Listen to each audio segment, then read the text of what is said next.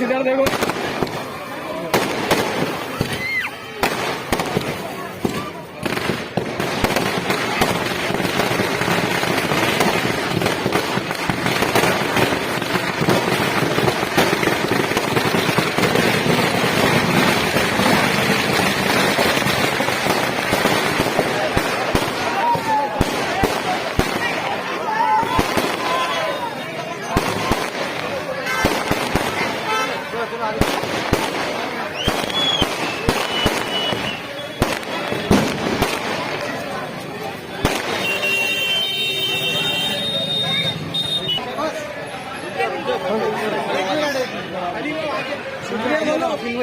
नहीं साहब को साहब ये तो सामने देखो सामने देखो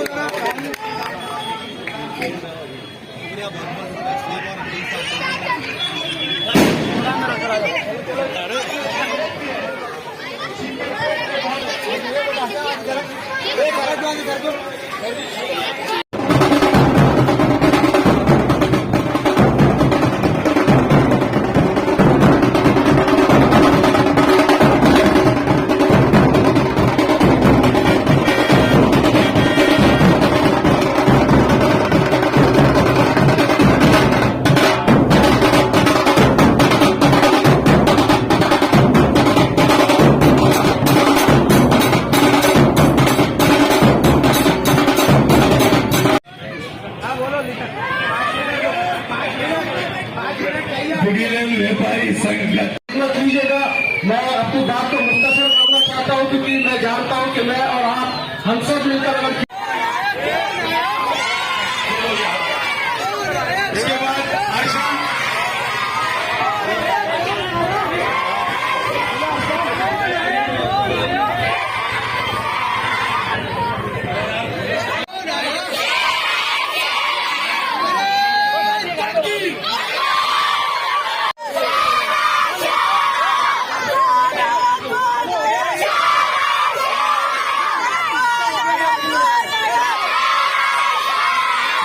न मैं गिरा न मेरे उम्मीदों के मीनार गिरे, न मैं गिरा न मेरे उम्मीदों के मीनार गिरे।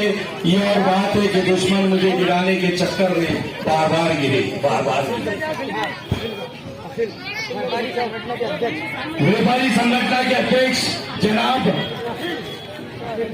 अखिल अहमद सागर, इनका इस्तीफा नासिर नादी साहब करेंगे।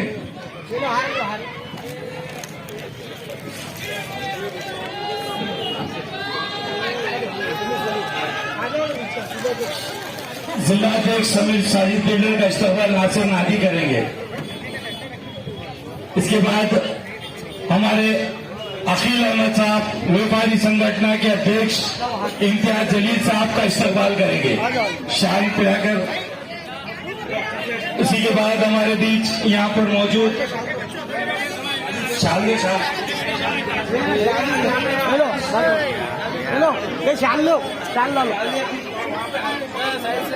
इसके बाद अनीस खान पहलवान नासिर सिद्दीकी का इस्तेमाल करेंगे। अनीस खान पहलवान, Aurangabad sport lovers association Afroz Khan साथी, ये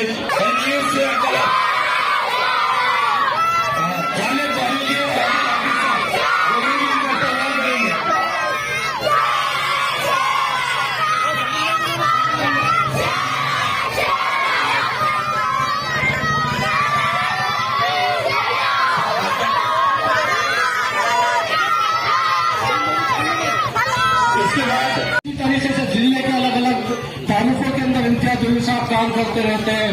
ये जुस्तजू है इम्तियाज जलील साहब की कि उनके पास नीति नहीं है, उनके पास फंड्स नहीं है। मैं सबसे पहले तो बूढ़ी लाइन की आवाम का तहे दिल से शुक्रिया अदा करना चाहता हूँ। ये आज जो जलसा यहाँ पर मुंतखब किया गया है, ये मेरे इस्तेमाल के लिए किया गया है। दरअसल हकीकत ये है कि जब 2014 में मैं सियासत के मैदान में आया तो सबसे पहला जलसा आमखास मैदान के अंदर हुआ जो बूढ़ी लाइन में था। और 2014 में जब मैं आमदार बना, एमएलए बना, तो मेरा पहला दफ्तर भी इसी इलाके बूढ़ी लाइन के अंदर ही था। तो एक रिश्ता है बूढ़ी लाइन के साथ, यहाँ की आवाम के साथ। और ये सही बात है कि अगर मराठवाड़ा का दिल औरंगाबाद है तो औरंगाबाद का दिल बूढ़ी लाइन है।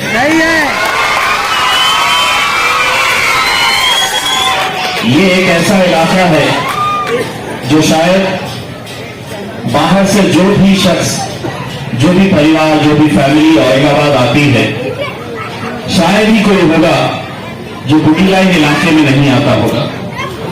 इसकी एक अलग पहचान बनी है। और मुझे खुद बड़ा अफसोस होता था जब इस इलाके से जब मैं गुजरता था और देखता था कि यहाँ के सड़क की हालत कितनी खराब है। मुझे 2 साल हो गए हैं, 2 साल से ज्यादा का अरसा हो गया है मेंबर ऑफ पार्लियामेंट बने हुए। ये काम उसूलन 2 साल पहले ही हो जाना चाहिए था, लेकिन जैसा आपको समीर सागर साहब ने बताया, इन्हें जैसे ही चुन के आया मेरे पीछे पीछे कोरोना भी चला आया। और उसके बाद ये हुआ कि मोदी साहब ने 2 साल के लिए हमारा पूरा जो एमपी फंड होता है, जिसके जरिए हम ये ऐसे छोटे कुछ सड़कों के काम है, कुछ लाइट के, कुछ ड्रेनेज के काम है, कोई सभागृह बनाना है, तो वो काम हम उन पैसों से ही कर सकते हैं। लेकिन 2 साल से दिक्कत मेरी ये है कि केंद्र सरकार के अंदर भारतीय जनता पार्टी की सरकार है, वो 1 पैसा देने के लिए तैयार नहीं। और महाराष्ट्र में कांग्रेस, एनसीपी और शिवसेना की सरकार है, उन्होंने भी तय किया है कि हम किसी को भी दे देंगे, लेकिन ये एमआईएम के सांसद को नहीं देंगे। लेकिन उसके बावजूद भी आप लोगों की दुआओं की बदौलत मुझमें अल्हम्दुलिल्लाह ये कला तो है ही कि पैसे कैसे निकालना है उनके पास से मैं निकाल के लाता हूं।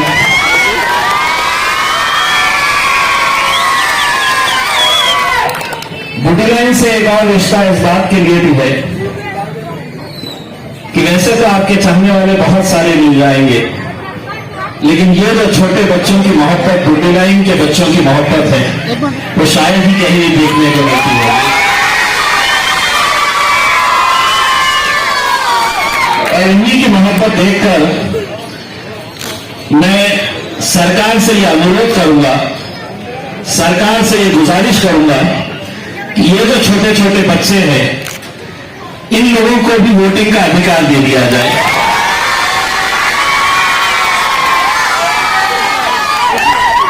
और यकीन मानिए, अगर ये बच्चों को वोटिंग का अधिकार नहीं गया तो ये सब नीचे हो जाएंगे, ये बच्चे पूरे ऊपर हो जाएंगे।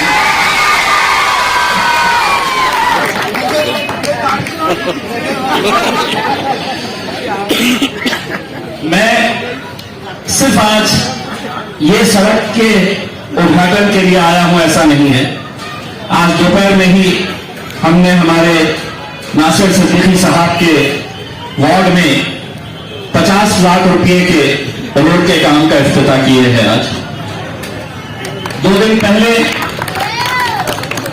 हमने रावरसपुरा इलाके में एक सड़क के काम की शुरुआत की। ब्रिजवाड़ी इलाके के अंदर हमने एक सभागाह बनाने का काम शुरू किया। चंपा चौक के ऊपर हमारे फिरोज खान साहब के और आरिफ हुसैनी साहब के वार्ड में बाहर होटल के सामने हमने एक रोड का टुकड़ा बनाया। तो पड़ोस के कॉर्पोरेटर कलीम कुरैशी साहब ने कहा कि मेरे भी इलाके के अंदर थोड़ी रोड बढ़ा दे। वो रोड का काम भी अल्हम्दुलिल्लाह हमने शुरू किया। ये इतने सारे काम अगर हो रहे हैं तो यकीन मानिए इसका क्रेडिट अकेले मुझे नहीं जाता है। मैं अगर उनसे लड़कर लेकर आता हूं तो जब मैं लड़ता हूं तो मुझे मालूम है कि ये लड़ाई मैं अकेले नहीं लड़ रहा हूं, मेरे पीछे इस लड़ाई के अंदर इतने सारे लोग मेरे साथ शामिल हैं।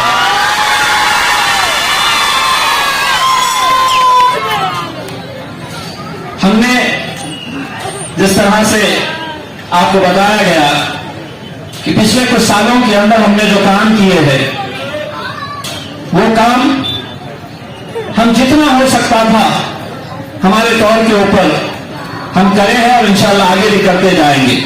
लेकिन एक बात आप लोगों को भी समझना बहुत जरूरी है कि आज जिस तरह की रुकावटें हमारे सामने पैदा की जा रही है, आज जिस तरह से हमारे हर काम में दखल अंदाजी की जा रही है, हमें हमारा काम नहीं होना, इसके लिए कैसा प्रेशर लाया जा रहा है, चाहे वो राज्य सरकार हो, केंद्र सरकार हो, प्रशासन हो, पुलिस हो, हर एक के निशाने के ऊपर हमें रखा गया है। इसके बावजूद भी इतने सारे काम हो रहे हैं।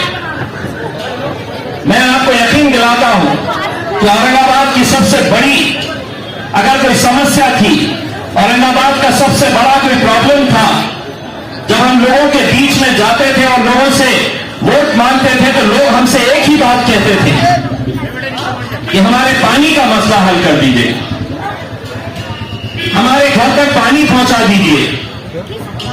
अल्हम्दुलिल्लाह ये पानी के काम की भी शुरुआत हो चुकी है और मैं आपको ये यकीन दिलाता हूं, दोबारा जब हम पब्लिक के बीच में आएंगे तो औरंगाबाद शहर के अंदर शायद ही कोई शख्स रहेगा, शायद ही कोई घर रहेगा जो हमसे ये कहेगा कि पानी दो, क्योंकि हर घर के अंदर हम पानी पहुंचाने का काम इंशाअल्लाह करेंगे। दिक्कतें हैं, लेकिन वो दिक्कतों का हम सामना करते जाएंगे। मैंने आपको मालूम होगा कि हमने कुछ महीने पहले ये ऐलान किया कि हम आमखास मैदान के अंदर एक स्टेडियम बनाएंगे। हमने उसका पूरा नक्शा तैयार कर लिया, लेकिन ये बात भी बूटी लाइन के नौजवानों को बताना मैं जरूरी समझता हूं, क्योंकि इस आमखास मैदान के ऊपर चाहे वो क्रिकेट हो, फुटबॉल हो या कोई भी गेम हो, सबसे ज्यादा इसी इलाके के नौजवान वहां पर खेलते हैं। हमने ये तय किया कि वहां पर हम एक भव्य आलीशान एक स्टेडियम बनाएंगे। उस स्टेडियम के अतराफ में एक शॉपिंग कॉम्प्लेक्स बनाया जाएगा, मार्केट बनाई जाएगी और यहीं के नौजवानों को वो दुकानें किराए के ऊपर देने का हमने तय किया।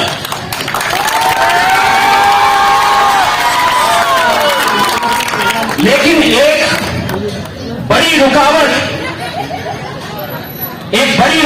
जो आप लोगों को जानना और समझना बहुत जरूरी है, वरना लोग ये कहेंगे कि आपने तो ऐलान किया था, ये काम शुरू क्यों नहीं हो रहा। काम इसलिए नहीं शुरू हो रहा कि वक्फ बोर्ड के कामकाज का तरीका कैसा था आप अच्छी तरह से जानते हैं। हमने पैसा अरेंज कर लिया कि वहां पर स्टेडियम बनाने के लिए पैसे का प्रोविजन कर लिया, 10 करोड़ रुपए कि हम ये काम फौरन शुरू करें। लेकिन जब हमारे हाथ में वक्फ बोर्ड के कागजात आए, आपको हैरानी होगी ये जानकर कि आमखास मैदान के जो कागजात हैं उसमें महानगर पालिका का नाम लिखा है, उसमें कैंसर हॉस्पिटल का नाम लिखा है, उसमें घाटी हॉस्पिटल का नाम लिखा है, उसमें स्पोर्ट्स डिपार्टमेंट का नाम लिखा है और सोशल वेलफेयर डिपार्टमेंट का नाम लिखा है। हमने कागजात देखने के बाद हमने उनसे पूछा कि ये वक्फ की जमीन है, लेकिन कागजात पे हम कहीं नजर नहीं आ रहे। तब पता चला कि यहां के कुछ राजनीतिक पार्टी के लोगों ने कुछ सरकारी अधिकारियों के साथ मिलकर उन कागजात के ऊपर से वक्फ बोर्ड का नाम हटा लिए और ये तमाम सरकारी दफ्तरों के, तमाम सरकारी महकमों के नाम उस पीआर कार्ड के ऊपर चढ़ा लिए। मैंने उनको साफ शब्दों में एक बात कही है कि तुम कागज के ऊपर नाम चला लो, लेकिन आम खास मैदान ही रहेगा और वो खेलने का ग्राउंड ही रहेगा। अब एक लड़ाई जारी है। हमने अलग अलग बड़े बड़े नेताओं के पास गए और हमने उनसे ये कहा कि एक स्पोर्ट्स यूनिवर्सिटी औरंगाबाद में आती है, वो चले जाती है, कोई उसके बारे में बोलता नहीं है। आज हम जब यहां पर एक स्टेडियम हमारे आम खास मैदान में बनाना चाहते हैं तो वहां पर भी कैसी कैसी रुकावटें तैयार की जा रही है, ये आप लोगों को समझने की जरूरत है। अगर वो स्टेडियम वहां पर बनेगा तो उसके ऊपर इम्तियाज अली खेलने आएगा, ऐसा नहीं। यही वो बच्चे हैं, यही वो नौजवान हैं जो वहां पर खेल कूद के जरिए आगे बढ़ सकेंगे। उसके बावजूद भी हम पूरी कोशिश कर रहे हैं कि ये जल्द से जल्द ये नाम पूरे हटाए जाए और वक्फ बोर्ड का नाम दोबारा इसके ऊपर चलाया जाए। दूसरी एक बात, आप सिर्फ इतने एक रोड के लिए इतना खुश हो रहे, तहे दिल से आप शुक्रिया अदा कर रहे, जश्न मना रहे। बहुत जल्द इंशाअल्लाह हम आपको इससे बड़ी और खुशी, इससे बड़ा और तोहफा देने वाले हैं।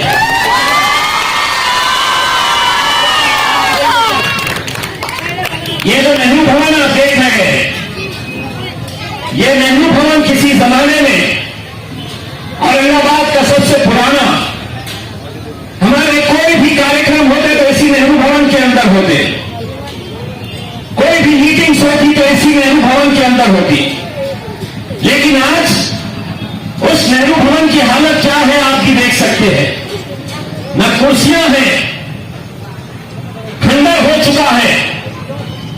मैं पिछले लगातार 6 सालों से इसके पीछे लगा था कि हम नेहरू भवन को एक भव्य इमारत के अंदर तब्दील करें। मुझे यह बताते हुए खुशी हो रही है कि आज से 4 दिन पहले ये काम के पैसे भी आ गए और इसकी इजाजत भी दे दी गई है। और मैं भुट्टी लाइन के आवाम को इतना यकीन दिलाना चाहता हूं कि अगले 8 से 10 दिन के अंदर ही हम इस नेहरू भवन का काम की शुरुआत करने जा रहे हैं। 18 महीने के अंदर ये नेहरू भवन जब बनकर आएगा, जब बनकर खड़ा रहेगा, मैं आपको इतना यकीन दिलाता हूं कि आगे मुझे पता नहीं है कि कल खेल में हम होंगे या नहीं होंगे, आगे हमारा क्या होगा हमें पता नहीं। लेकिन यहां की आवाम, ये जो बच्चे हैं, ये जिंदगी भर याद रखेंगे कि यहां पर एक खंडर हुआ करती थी, अब यहां पर एक आलीशान नेहरू भवन खड़ा हुआ है। मैंने खुद जाती तौर के ऊपर मुंबई से आर्किटेक्ट्स को बुलाकर उनके साथ लगातार हम बैठे, चर्चा किए। आज नेहरू भवन के अंदर बैठने की जो कैपेसिटी थी वो करीब 450 लोग बैठ सकते थे। नया जो नेहरू भवन बनेगा उसमें 550 के करीब लोग बैठ सकेंगे। बहुत खूबसूरत सी एक मार्केट रहेगी। ऊपर के फ्लोर के ऊपर ऑफिसेस के लिए जगह बनाई जाएगी। इतना आप मुझ पर यकीन रखिएगा कि पूरे औरंगाबाद के अंदर इतनी खूबसूरत इमारत आपको कहीं नहीं मिलेगी जितना हम इंशाल्लाह नेहरू भवन बनाएंगे। और ये सब इसलिए मुमकिन हो रहा है कि आप लोगों की दुआएं हमारे साथ हैं, आप लोगों के साथ है, आप लोगों की ताकत है कि जिसकी वजह से औरंगाबाद एक ऐसे शहर की पहचान हो चुकी है कि लोग कहते हैं कि यहां पर मोजेज़े होते हैं। ये वही शहर है कि जिसका अल्हम्दुलिल्लाह पूरे हिंदुस्तान को ये दिखाया है कि अगर हम एक प्लेटफॉर्म के ऊपर एक ताकत बनकर खड़े रहते हैं तो हम क्या कर सकते हैं। पूरे हिंदुस्तान के अंदर लोग हमसे ये पूछते हैं कि औरंगाबाद से पूरे महाराष्ट्र में इकलौता एक मुसलमान एमपी चुनकर आता है और वो मेरे औरंगाबाद शहर से आता है। ये कैसे मुमकिन हुआ? इसलिए मुमकिन हुआ कि आप लोगों ने उसे जनती का सबूत दिया और आपने वो नामुमकिन काम को मुमकिन करके दिखाया। लोग कहते थे कि ये मुमकिन ही नहीं है। मुझे आज भी मालूम है इस बुटीलाइन इलाके के अंदर भी ऐसे कई लोग थे जो हम पर उंगलियां उठाते थे। कई ऐसे लोग थे हमारे अपने जो ये कहते थे कि नहीं जीत सकते। कई लोग कहते थे वो सेटिंग हो गई है, मुमकिन ही नहीं है। लेकिन जब एक प्लेटफॉर्म के ऊपर आए हमने तो अल्हम्दुलिल्लाह हमने वो करके दिखाया कि आज जब हम उत्तर प्रदेश जाते हैं, बिहार जाते हैं, दिल्ली जाते हैं तो हम लोगों से यही कहते हैं कि अगर हमने ये औरंगाबाद में करके दिखाया है तो इंशाअल्लाह हम उत्तर प्रदेश में भी करके दिखाएंगे। आवाम की ताकत क्या होती है ये आप अच्छी तरह से जानते हैं। कुछ दिन पहले आपने देखा होगा इसी इलाके से हमने मुंबई के लिए तिरंगा रैली निकाली थी। सारी हुकूमत एक तरफ, महाराष्ट्र की पूरी पुलिस एक तरफ पूरी ताकत लगा दिए कि हम मुंबई तक नहीं पहुंच सके। हर 50 किलोमीटर की दूरी के ऊपर बैरिकेड्स लगा दिए, पुलिस की फौज खड़े कर दिए कि हम मुंबई तक नहीं पहुंच सके। लेकिन उसके बावजूद भी मैंने उनसे कहा था कि मुंबई तो हम आएंगे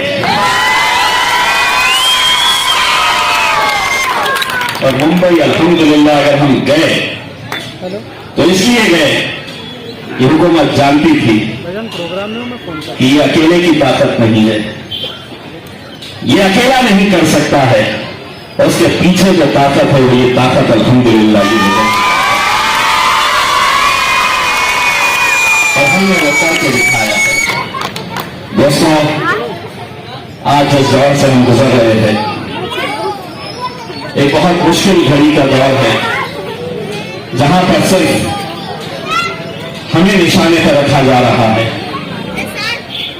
आज अल्हम्दुलिल्लाह औरंगाबाद के वो गैर कौम के लोग जिन्हें ये डर दिखाया गया था कि अब मजलिस का मेंबर ऑफ पार्लियामेंट चुनकर आया है, मजलिस का एमपी चुनकर आया है, तो अब शहर के हालात खराब हो गए, शहर का माहौल खराब होगा। लेकिन यकीन मानिए कि जितनी मोहब्बत आप अपने एमपी से करते हो आज उतनी ही मोहब्बत औरंगाबाद शहर के गैर कौम के लोग भी हमारे साथ करने लगे। जब हम ये सड़क बना रहे हैं तो किसी एक जात के लिए नहीं बना रहे हैं। हम शहर में पानी लाने की कोशिश कर रहे हैं तो किसी एक मजहब के लिए, किसी एक जात या किसी एक धर्म के लिए नहीं कर रहे, हम सभी के लिए कर रहे हैं। इसीलिए हमें यह एहसास हो रहा है कि हमने इतने सालों तक क्या खोया है। आज हम ईमानदारी के साथ कोशिश कर रहे हैं। बस मेरा आप लोगों से यही इल्तिजा है, आने वाले कुछ महीनों के अंदर हो सकता है कि महानगर पालिका का इलेक्शन आ जाए। महानगर पालिका का इलेक्शन आ जाए, ख्वाहिशमंद बहुत सारे लोग होते हैं, बहुत सारे लोग ख्वाहिशमंद होते हैं कि हाँ मेरा भी नंबर लगना चाहिए, मैं भी जाना चाहिए महानगर पालिका। लेकिन यकीन मानिए क़यादत उस वक्त खड़े होती है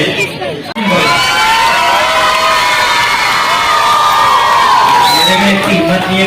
मैं पहली बार बोल रहा हूँ कि साथ के बाजू बैठा बोल के ऐसा लग रहा है कि साहब के बाजू बैठने के बाद भी दवा भी मर्द बन जाता है, वैसी हालत को मैं बोल रहा हूँ। मैं अकेले में 1000 लोगों को बोल सकता, लेकिन इतने लोगों में मेरी हिम्मत नहीं, लेकिन साहब बाजू बैठे तो अल्हम्दुलिल्लाह बोल दे रहा। हमने साहब ने माशाल्लाह इतने सारे उनके जिले हैं, इतने कॉन्स्टिट्यूंसी में इतने वार्ड है कि मैं अंदाजा नहीं लगा सकता। एक शहर के अंदर 115 वार्ड है, लेकिन इसके अंदर 7 असेंबली है। 7 असेंबली में कितने नगर परिषद है। उन्होंने बारीक बीनी से बुढ़ी लाइन की तरफ देखा, तो मैं बुढ़ी लाइन व्यापारियों के, दुकानों के और उनके तमाम रहवासियों की तरफ से साहब का तहे दिल से शुक्रिया अदा करता हूँ कि उन्होंने बुढ़ी लाइन की तरफ देखा। हम सामने आए मैडम कर दिए, नहीं भाई कन्नड़ में कितने वार्ड है, सिलोड़ में कितने वार्ड है, साहब के पीछे कितने कॉन्स्टिट्यूंसी है। उसके बाद उन्होंने बुढ़ी लाइन की तरफ से देखा, बुढ़ी लाइन की तरफ देखा। हम उसके लिए तहे दिल से शुक्रिया अदा करते हैं और हम आपसे रिक्वेस्ट करते हैं साहब, बुढ़ी लाइन में हमेशा पुलिसों की बहुत तकलीफ रहती है हमारे को। कोई भी पुलिस वाले आए कि गाड़ी हम बुढ़ी लाइन में लगा देते हमारे पास, इतना डर बैठ गया, पूरा दुकान बंद कर देना पड़ता था। हम हमेशा कोऑपरेट करते, लेकिन सब उनकी मर्दानी ही बताते हमारे, जरा कुछ रहा तो पुलिस वाले आके बंद कराओ। हम कोऑपरेट करते हैं, साहब से गुजारिश करेंगे, हमारे व्यापारियों की एक ही मांग है कि पुलिस थोड़ा कोऑपरेट करे। हमको पहले कोरोना की वजह से कोरोना लॉकडाउन तो लगा नहीं, लेकिन लोगों के दिमाग में लॉकडाउन लग गया। लोगों जो 1000 खर्चा करने आए 100 रुपए पे आ गया। एक व्यापारी के हिसाब से मैं सोच के बोला तो थोड़ा पुलिस वालों का हमारे बुढ़ी लाइन के ताल्लुक से थोड़ा सहूलत है। बस और कुछ भी नहीं बोलूंगा, शुक्रिया बहुत बहुत। और यहाँ के खासदार MP इंचार्ज जमीर साहब और उनकी तमाम टीम, यानी हमारी तमाम टीम,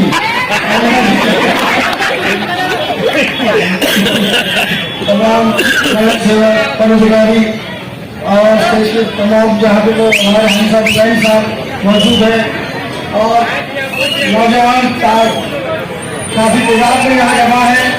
बुढ़ीलाइन के चौरस्ते पे सागर होटल के सामने आज ये स्टेज लगा है, तो स्टेज पे जो लगने का जो मौका है वो बता दूं कि यहाँ पे बुढ़ीलाइन में ये ऐसा मरकज है, ऐसा रास्ता है, ऐसा एरिया है कि शहर का हर तमाम छोटा बड़ा लोग, छोटे बड़े लोग, नौजवान बड़े बुजुर्ग हर एक यहाँ से गुजरता है। और यहाँ के मशहूर चाय सिटी में चाय पी जाते हैं, यहाँ से कहीं पर भी दावत हो, चाय लेकिन बुढ़ी लाइन की होना, पान लेकिन बुढ़ी लाइन का होना, समोसा सागर का होना, ये जरूरी है। तो इसीलिए बुढ़ी लाइन का इतना इम्पोर्टेंट रास्ता जो काफी वर्षों से खराब था और 30 सालों के बाद में अभी सब बता रहे हैं, 30 सालों के बाद में अल्हम्दुलिल्लाह सभी के तकाजे के बाद इम्तियाज साहब ने उनके खासदार फंड से ये व्हाइट टॉपिंग रोड सीमेंट का रोड बनाया। अल्हम्दुलिल्लाह हम तमाम बुढ़ीलाइन की तरफ से, तमाम शहरियों की तरफ से आपको बहुत बहुत शुक्रिया करते हैं। और इसमें इजाफा करते हुए कहना चाहूँगा, गुजारिश आपसे ये है कि ये रोड यहाँ तक खत्म हुआ था, उसको आप दारू सलाम तक भी बढ़ा दिए तो भी और बहुत बड़ी मेहरबानी होगी। तो ये भी गुजारिश थी महल्ले के लोगों की, वो मैंने साहब के सामने रख दिया है। अल्हम्दुलिल्लाह यहाँ पे जो के सभी लोग जमा है और तमाम को शुक्रिया अदा करते हुए अपनी जगह लेते हैं।